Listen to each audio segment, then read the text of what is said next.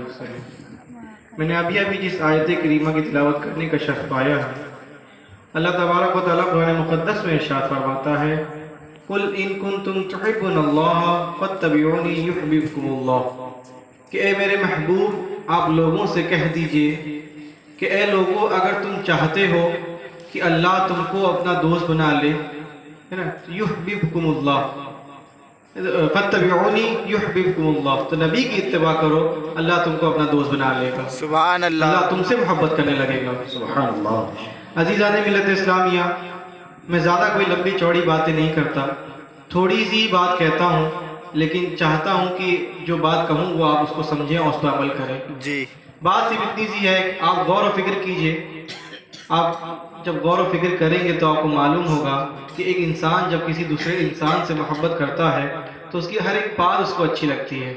جب کسی سے محبت کرتا ہے تو وہ یہ نہیں کہتا کہ یہ چیز چھوڑ دو وہ چیز چھوڑ دو، جو کرتے ہو کرو، میں تم کو سب چیز مجھے پسند ہے، تم جو کرو مجھے پسند ہے۔ سچی محبت اسی کو کہتے ہیں کہ اپنے محبوب کو وہ ناراض نہیں ہونے دیتا، اپنے محبوب کو ہمیشہ راضی رکھتا ہے، اپنے محبوب کو وہ ناراض نہیں ہونے دیتا۔ سچی محبت کا تقاضا ہی یہی ہے کہ اس کا محبوب اس سے ناراض نہ ہو۔ اللہ تبارک و تعالیٰ قرآن مقدس میں ارشاد فرماتا ہے کہ اے لوگو اگر تم چاہتے ہو کہ میری رحمتیں تم پہ برسے، اے لوگو اگر تم چاہتے ہو کہ میں تمہارا دوست بن جاؤں تو نبی کی اتباع کرو۔ تو اس بات سے یہ بات ثابت ہوتی ہے کہ اگر اللہ کو راضی کرنا ہے تو پہلے نبی کو راضی کرنا ہوگا، اگر اللہ کو راضی کرنا ہے تو نبی کی سنتوں کے سانچے میں ڈھلنا ہوگا، اگر اللہ کو راضی کرنا ہے تو نبی سے سچی محبت کرنی ہوگی، ایسی محبت کرنی ہوگی جس سے نبی راضی ہو جائیں کہ ہاں یہ بندہ مجھ سے محبت کرتا ہے۔ محبت کا تقاضا ہی یہی ہے کہ اپنے محبوب کو ناراض نہ ہونے دیں، اپنے محبوب کو ہمیشہ راضی رکھیں، وہ خوش رہے محبوب، یہی محبت کا تقاضا ہے۔ نبی نے ارشاد فرمایا لن یؤمن احدکم حتی اکون احب الیہ من والدہ وولدہ والناس اجمعین، اے لوگوں تم میں سے اس وقت تک کوئی مومن نہیں ہو سکتا جب تک اپنے اولاد اور اپنے والدین، اپنے اولاد، ہر انسان سے زیادہ مجھ سے نہ محبت کرے۔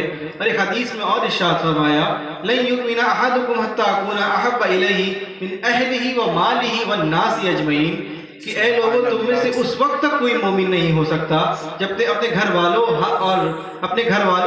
مال و دولت اور ہر چیز سے زیادہ، ہر انسان سے زیادہ مجھ سے نہ محبت کرے۔ ان دونوں حدیثوں کا سیدھا مطلب صرف اتنا سا ہے کہ ہم کو اگر سب سے زیادہ کسی سے محبت کرنی ہے تو وہ نبی سے کرنی ہے، اپنے ماں باپ سے زیادہ اگر محبت کرنی ہے تو وہ نبی سے کرنی ہے، اپنے گھر گاڑی سب سے زیادہ اگر کسی سے محبت کرنی ہے، وہ سب چیزیں بعد میں ہیں، پہلے ہمارے نبی کی محبت ہے۔ اسی محبت کا ایک واقعہ میں آپ کے سامنے پیش کرنا چاہتا ہوں۔ ایک انصاری عورت جس کے بھائی، جس کے شوہر اور جس کے والد ایک جنگ میں شہید ہو جاتے ہیں، اسی جنگ میں ہمارے نبی بھی شریک تھے۔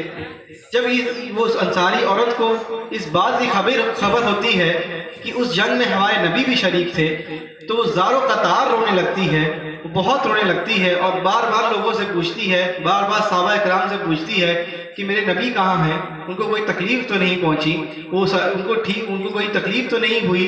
تو جب صحابہ کرام، جب اس عورت نے بار اصرار کیا تو صحابہ کرام نے اس عورت کو نبی کی بارگاہ میں لے کے گئے۔ جب وہ عورت نبی کو دیکھتی ہے تو وہ خوش ہو جاتی ہے اور کہتی ہے کہ، اور خوش ہو کے یہ کہتی ہے کہ یا اللہ تیرا شکر ہے کہ میرے نبی سلامت ہیں، اور یا اللہ تیرا شکر ہے کہ میرے خاندان والوں میں سے نبی کی راہ میں قربان ہونے کا موقع ملا۔ میرے بھائی اگر شہید ہوا تو نبی کی راہ میں قربان ہوا۔ تو وہ اس عورت کو اس بات کی خوشی ہے، اس کو اس بات کا غم نہیں ہے کہ اس کے بھائی شہید ہو گئے، بلکہ اس کو اس بات کی خوشی ہے کہ اس کا بھائی، شوہر، والد سب شہید ہو گئے، لیکن کس کی راہ میں شہید ہوئے؟ نبی کی راہ میں شہید ہوئے۔ یہی انصاری محبت، چھوٹا سا واقعہ ہے لیکن بات دیکھیے کتنی گہری سی ہے۔ واقعہ کچھ نہیں، بہت چھوٹا سا واقعہ، لیکن بات دیکھیے کتنی گہری سی ہے۔ اتنی محبت نبی سے ہونی چاہیے کہ اپنے بھائی، والد، گاڑی، ہر چیز سے زیادہ محبت ہونی چاہیے۔ حضرت ابو بکر صدیق رضی اللہ تعالیٰ عنہ، ان کا بھی ایک واقعہ ہے کہ جب کفار میں اور مسلمان میں جب جنگ ہوئی تو ابو بکر صدیق رضی اللہ تعالیٰ عنہ کے جو بیٹے تھے وہ کفار کی طرف سے تھے اور ہمارے ابو بکر صدیق اسلام کی طرف سے تھے۔ جب جنگ ہوئی اور جنگ ہونے کے بعد میں جب ان کے بیٹے ایمان لائے تو ان کے بیٹے اپنے والد سے کہتے ہیں، اپنے ابو بکر صدیق سے کہتے ہیں کہ اے والد، اگر جنگ میں 3 مرتبہ میری تلوار آپ کی گردن تک آ گئی تھی لیکن آپ کو میں نے والد سمجھ کے چھوڑ دیا، تو ابو بکر صدیق کا جواب سنیے۔ وہ کہتے ہیں کہ اے بیٹا، اگر جنگ میں ایک بار بھی مجھے اگر موقع ملتا کہ میں تیری گردن اڑا دوں تو میں ایک بار بھی نہیں سوچتا کہ تو میرا بیٹا ہے، میں سیدھا یہی سوچتا کہ تو کفار ہے، تو مشرک ہے اور دین کے خلاف ہے، تو میں تیری گردن سیدھا اڑا دیتا۔ یہ محبت دیکھیے ابو بکر صدیق کی نبی سے کتنی ہے کہ ان کو وہ یہ نہیں سوچ رہے جنگ میں کہ ان کا بیٹا ہے، بلکہ وہ سیدھا ان کی گردن اڑا دیتے۔ یہی محبت ہم کو آوائے نبی سے کرنی ہے۔ حضرت صہیب رضی اللہ تعالیٰ، یہ بھی صحابی ہیں۔ جب ابتدائے زمانہ اسلام جب شروعات ہوا تھا تو اس زمانے میں حضرت صہیب کو اتنا مارا جاتا تھا، ان کے گھر سے ان کو نکال دیا جاتا تھا، ان کے گھر کے سامان لوٹ لیے جاتے تھے، اور شرط یہ رکھتے تھے کہ تم مسلمان نہ رہو، کافر ہو جاؤ، تم کو گھر بھی دیں گے، پیسہ بھی دیں گے، ہر ایک چیز دیں گے، بس شرط اتنی ہے کہ تم اسلام چھوڑ دو۔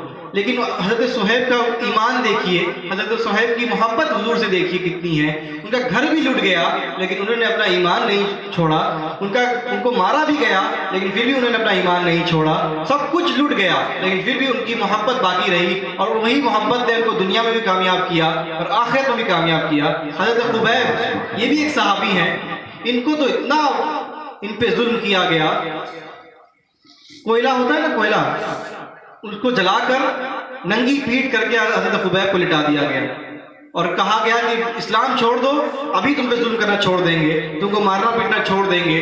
لیکن نہیں، حضرت خبیب وہ بھی تو صحابی تھے نا، ان کو بھی تو عشق دیکھیے کتنا تھا ہمارے نبی سے، کہ انہوں نے بھی ان کی کھال چمڑی پگھل گئی، اس کو کیا کہتے ہیں، کھال پگھل کے وہ کوئلے سوکھ گئے لیکن پھر بھی انہوں نے اسلام نہیں چھوڑا۔ شرط اتنی کیا رکھ رہے تھے؟ اسلام چھوڑ دو، نبی سے محبت چھوڑ دو، تم پہ ظلم نہیں کریں گے، تم کو ماریں گے نہیں بلکہ پیسہ دیں گے تم کو، اور گھر دیں گے، سب کچھ دیں گے، کام کیا کرنا ہے؟ نبی سے محبت چھوڑ دو۔ لیکن دیکھیے حضرت خبیب کی محبت کتنی تھی کہ ان کو آگ پہ بھی رکھ دیا گیا، پھر بھی ان کے منہ سے یہ نہیں نکلا کہ میں اسلام چھوڑ دوں گا، بلکہ پھر بھی وہی کہتے رہے کہ میں تو نبی سے محبت کروں گا ہی، چاہے جتنا مار لو۔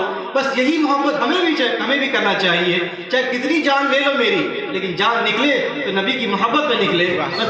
بس بات اتنی ہی کہنی ہے کہ ہم کو محبت نبی سے سچی کرنی ہے، اور اتنی سچی کرنی ہے کہ جان بھی نکل جائے تو اس وقت نبی کا نام لبوں پہ رہے۔ بس بات میری اتنی سی ہے، پیغام صرف اتنا ہے کہ ہم کو نبی سے محبت کر لیں گے، اس دنیا میں بھی کامیاب ہو جائیں گے اور آخرت میں بھی کامیاب ہو جائیں گے۔ ساری پریشانیاں بیٹھے بیٹھے دور ہو جائیں گی۔ کام بس اتنا کرنا ہے، چھوٹا سا کام ہے، کام بس اتنا سا کرنا ہے کہ نبی سے محبت کرنی ہے۔ ایک چھوٹی سی مثال دے کے میں اپنی باتوں کو ختم کر دوں گا۔ انسان کی فطرت ہے، انسان کی کیا فطرت ہے کہ وہ کوئی بھی چیز استعمال کرنے سے پہلے اس کو صاف کرتا ہے، صاف کر کے استعمال کرتا ہے۔ آپ آئے یہاں تشریف رکھے، صاف کر کے بیٹھے، گھر جائیں گے بستر صاف کر کے لیٹیں گے، صبح کہیں جائیں گے اپنی گاڑی اپنی بائک صاف کر کے استعمال کریں گے۔ لیکن انسان کی سب سے معتبر چیز، سب سے زیادہ قیمتی چیز اس کا دل ہے، ہم اسی کو صاف نہیں کرتے۔ سب چیز صاف کر لیتے ہیں لیکن اپنا دل صاف نہیں کرتے۔ اس کو صاف کرنے کی بہت ضرورت ہے، اور صاف کیسے ہوگا؟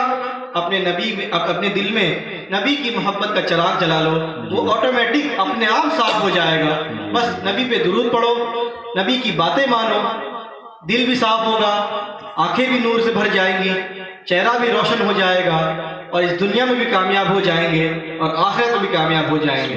نور آنکھوں میں تو چہروں پہ اجالے ہوں گے، مصطفیٰ والوں کے انداز نرالے ہوں گے، دنیا میں بھی ان کے دم سے مقدر چمکے گا اور محشر میں بھی ان کی رحمت کے حوالے ہوں گے۔ وآخر دعوانا ان الحمد للہ رب العالمین۔ اللہ اکبر۔